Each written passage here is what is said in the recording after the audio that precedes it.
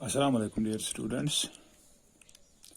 We have another topic, economic importance of bryophytes. Now, bryophytes, as we already discussed, these contain the mosses and liverworts.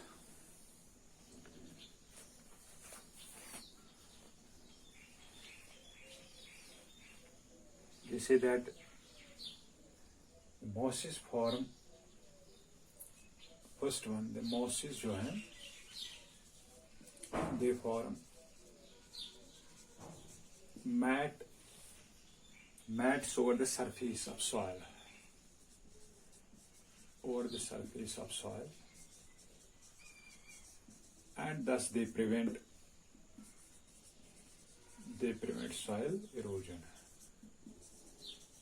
Prevent the soil erosion. That means mosses एक mat की तरह होते हैं on the surface of soil और substratum, और उससे क्या होता है, सॉइल इरोजन नहीं होता है उसे.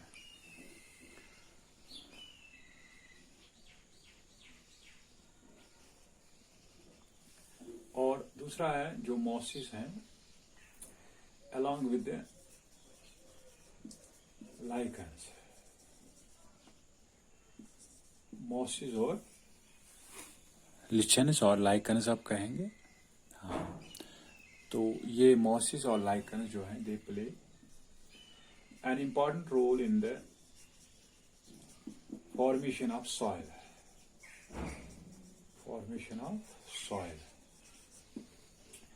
And they help in ecological succession.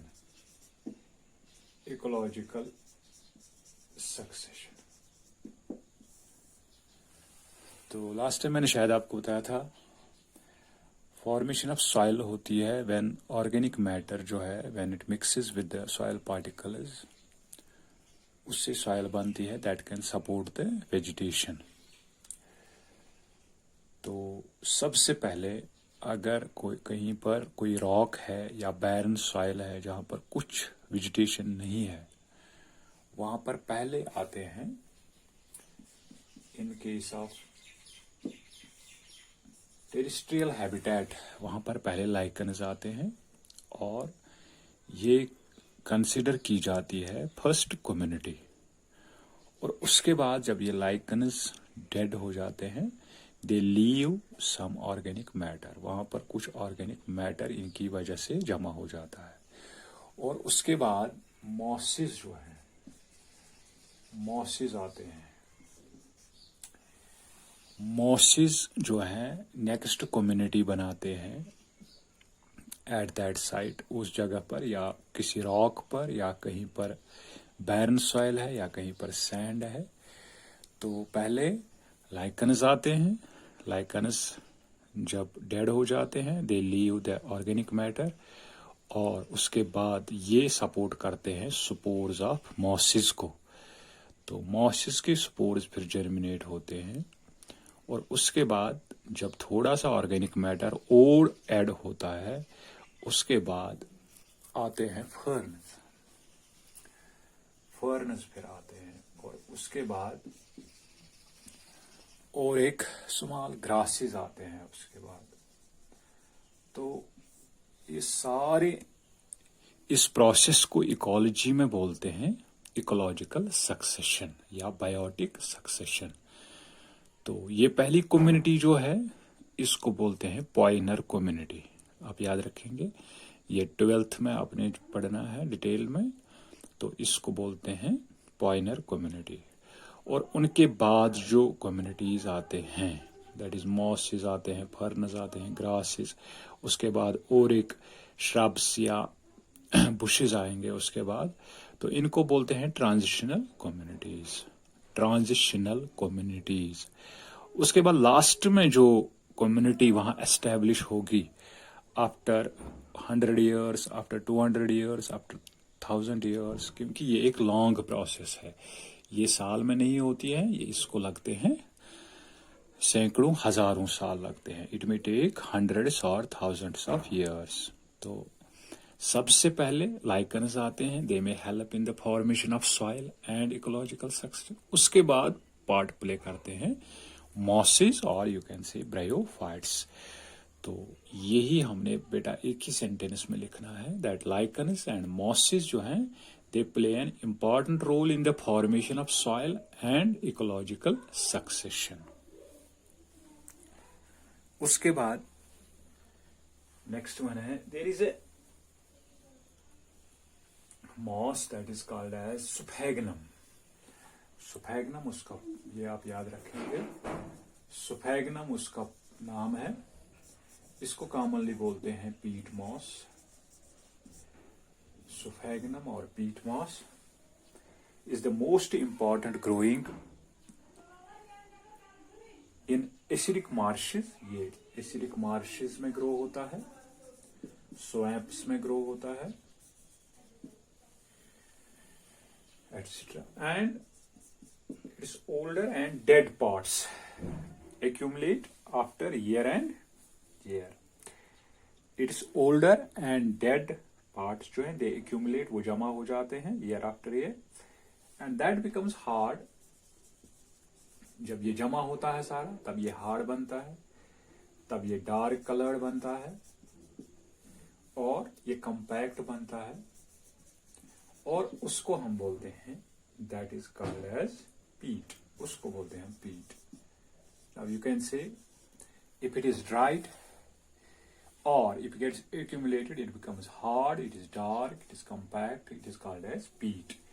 और ये जो peat है, it is used as fuel. ये हम ईंधन के तौर इस्तेमाल कर सकते हैं, and it is used as manure. ये as manure भी यूज करते हैं। और ये जो सुफेगनम है,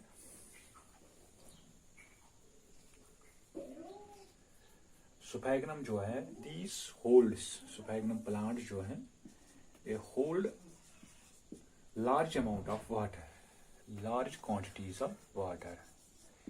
ये लार्ज क्वांटिटीज ऑफ वाटर को होल्ड कर सकता है, and that is about 18 times of its wait. वो क्या हो गया, व्हाट दैट मीन्स, उसका मतलब क्या है।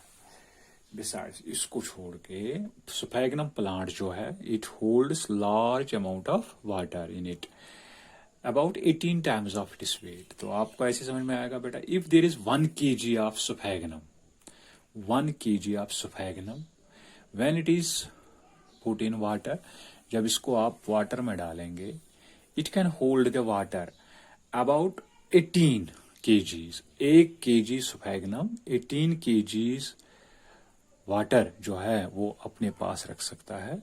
सो that is called as 18 times of it. तो इसका मतलब है, अगर सुफेगनम आपके पास 19 kgs हैं, तो उसमें से 18 kgs वाटर होगा।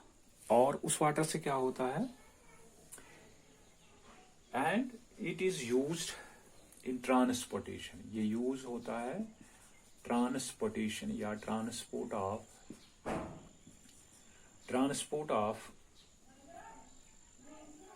Fruits, transport of vegetables.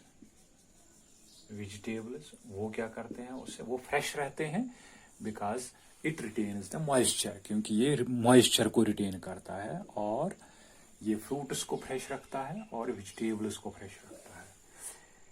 और ये हमें यूज होता है propagation of bulbs and cuttings, propagation of bulbs and cuttings. तो अगर हमने कटिंग्स को प्रोपेगेट करना है, कटिंग्स में डेवलप करने हैं, हाँ, हमारे पास हैं कटिंग्स किसी के, रोज के या पॉपुलस के या किसी और प्लांट के, उनको रूट्स डेवलप करने में ये हमें मदद करता है। हम ये सुफेगनम इसके साथ मिलाते हैं, ये वाटर कंटेंट उसको देता है, और उससे क्या होता है, उससे रूट्स डेवलप होते हैं। बल्ब्स को अगर हमने क्या करना होगा, ग्रो करना होगा, तो हम सॉइल में मिला सकते हैं सुफेगनम दैट होल्ड्स द वाटर। तो हमें वाटर डालने की जरूरत नहीं होती है। तो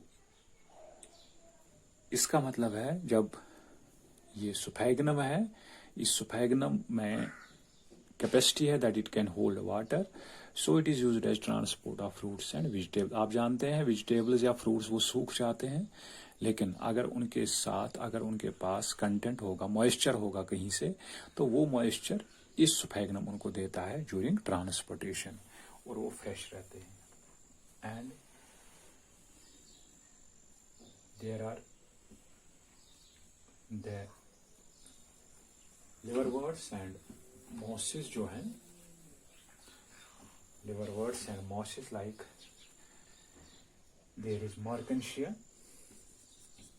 मार्कनशिया एक है, हाँ हमारे पास है, और स्फैग्नम है, यही स्फैग्नम जो मैंने आपको बताया अभी, Marchantia, there is sphagnum, there is polytrichum, polytrichum species जो हैं they are used as, these polytrichum species जो हैं they are used to cure diseases of eyes and lungs, eyes and lungs etc. और ये जो स्फैग्नम है, sphagnum मैंने अभी बताया, due to its antiseptic properties, due to its antiseptic properties, sphagnum की एंटीसेप्टिक प्रॉपर्टीज को देखते हुए it is used as bandage on wounds. तो जो हम बॉन्डेज यूज करते हैं वुंड्स पे, तो उसमें स्फैग्नम भी हो सकता है। And there is the polytrichum commune, जो मैंने अभी आपको बताया, पॉलीट्राइकम कम्यून उसको बोलते हैं, एक स्पीशीज है पॉलीट्राइकम कम्यून। पॉलीट्राइकम कम्यून, इसका एक डिकॉक्शन यूज होता है, टी इसमें यूज होती है, टी इससे बनाते हैं, जैसे हम टी बनाते हैं वैसे ही पॉलीट्राइकम कम्यून, पॉलीट्राइकम कम्यून, ये पॉलीट्राइकम जो है इसी की एक स्पीशीज है पॉलीट्राइकम कम्यून। इसकी टी जब हम बनाते हैं, it is used to dissolve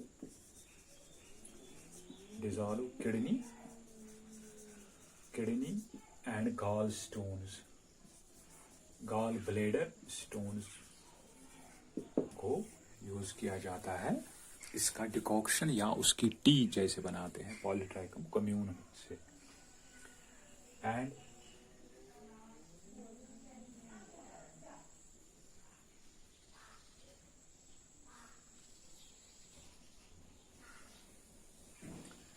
now there is another important जो है, दैट दीज ब्रायोफाइट्स जो हैं, bryophytes they form the food for herbaceous mammals, हाँ फूड फॉर herbaceous mammals, जो स्मॉल मैमल्स हैं, स्मॉल मैमल्स जो घास खाते हैं मैमल्स, और बर्ड्स एंड अदर एनिमल्स। तो कभी कभी कुछ छोटे जो एनिमल्स हैं, मैमल्स हैं या छोटे एनिमल्स हैं, उनके लिए फूड यूज होते हैं। And there is another property of these, that how you can say these bryophytes do not attain gain heights। एक छोटा सा क्वेश्चन है, why the bryophytes are not large plants, ये लार्ज क्यों नहीं है या गेंट हाइट्स इनमें क्यों नहीं है? Why bryophytes are not large? They may range from 0.4 to 0.70 centimeters in length या in height। ये इतने बड़े ही होते हैं, क्यों होते हैं इतने बड़े? तो आप याद रखेंगे,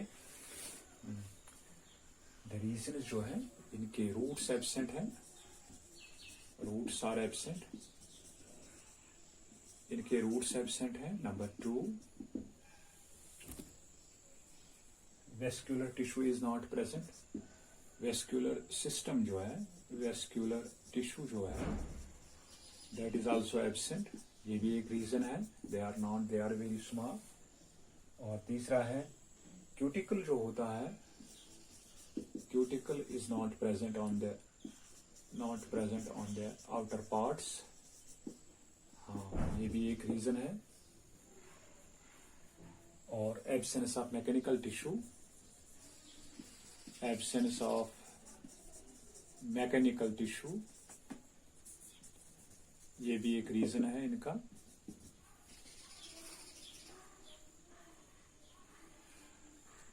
and male gametes need to swim, that means male gametes जो हैं they need to swim, that means male gametes need water to reach archegonia, तो वाटर एक एसेंशियल है इनके लिए। So these bryophytes are not so large, ये large नहीं हो सकते हैं।